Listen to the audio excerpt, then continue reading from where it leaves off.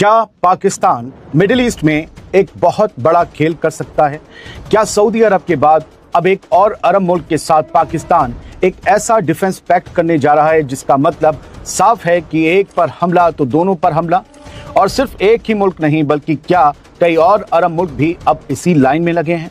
और फिर जब इस बात की शुरुआत हो ही रही है तो दूसरी तरफ हुथीस ने भी ईरान के सुप्रीम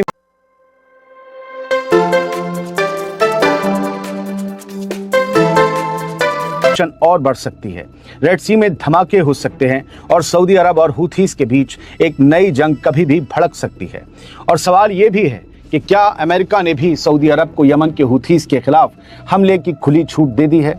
रेड सी जो इस वक्त सऊदी अरब की सबसे बड़ी लाइफलाइन बनने लगी है, वहां अगर कोई नया टकराव होता है तो क्या इससे पूरी दुनिया की ऑयल सप्लाई पर एक बहुत बड़ा खतरा मंडरा सकता है? आइए इन सवालों के जवाब एक एक करके तलाशते हैं कुछ बड़ी खबरों के साथ इस छोटे से वीडियो में। आदाब, मैं हूं आदिल खान आज़ाद, आप देख रहे हैं आज़ाद बोल इंडिया। आज है 18 जुलाई 2026 और शुरू करते हैं तफसील से इन तमाम खबरों का ये सिलसिला जो खबरें अपने आप में बेहद अहम हैं और बड़ी हलचल की तरफ इशारा कर रही हैं। पहली खबर एक सवाल के साथ, क्या पाकिस्तान अब कुवैत की हिफाजत के लिए भी आगे आने वाला है? और अगर कल को कुवैत और पाकिस्तान के बीच भी वही डिफेंस समझौता हो गया जिसका मतलब हो एक पर हमला तो दोनों पर हमला, तो क्या फिर पाकिस्तान कुवैत पर हुए ईरानी हमलों का जवाब भी देगा? दरअसल 17 जुलाई की रात आई रॉयटर्स की एक नई रिपोर्ट ने मिडिल ईस्ट की जंग के बीच एक और बड़ा सवाल खड़ा कर दिया है। रिपोर्ट के मुताबिक पाकिस्तान और कुवैत के बीच अब एक बड़े डिफेंस पैक्ट पर बातचीत चल रही है। बताया जा रहा है कि इसके बदले कुवैत पाकिस्तान के साथ एनर्जी कॉपरेशन बढ़ाने और बड़े इन्वेस्टमेंट की बात कर रहा है। हालांकि रिपोर्ट साफ कहती है कि ये बातचीत अभी शुरुआती मरहले में है और अमेरिका ईरान के बीच बढ़ती जंग इसकी राह मुश्किल बना सकती है। लेकिन दूसरी रिपोर्ट्स कहती हैं ये समझौता होगा क्योंकि दोनों को इसकी ज़रूरत है। दोस्तों याद रखिए, कुवैत वही मुल्क है जहां पिछले कई महीनों में ईरान बार बार अमरीकी मिलिट्री ठिकानों पर मिसाइलें और ड्रोन से हमले करता रहा है। यानी अगर पाकिस्तान और कुवैत के बीच भी कोई बड़ा डिफेंस समझौता होता है तो आने वाले दिनों में उसकी अहमियत और बढ़ सकती है।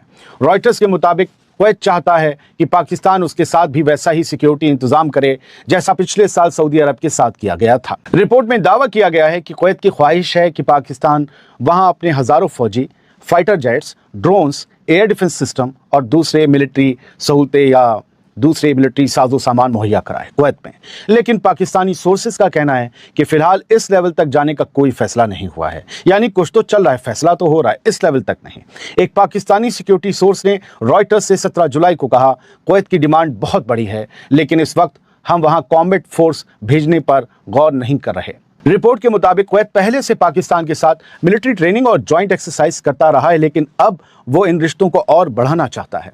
रॉयटर्स ये भी कहता है या लिखता है कि सिर्फ कुवैत ही नहीं, बहरीन भी पाकिस्तान के साथ ऐसा ही डिफेंस समझौता चाहता है, जबकि जॉर्डन ने भी हथियारों और मिलिट्री ट्रेनिंग में दिलचस्पी दिखाई है। यानी पाकिस्तान के पीछे एक नहीं 3 मुल्क हैं जो चाहते हैं कि डिफेंस पैक्ट हो जाए।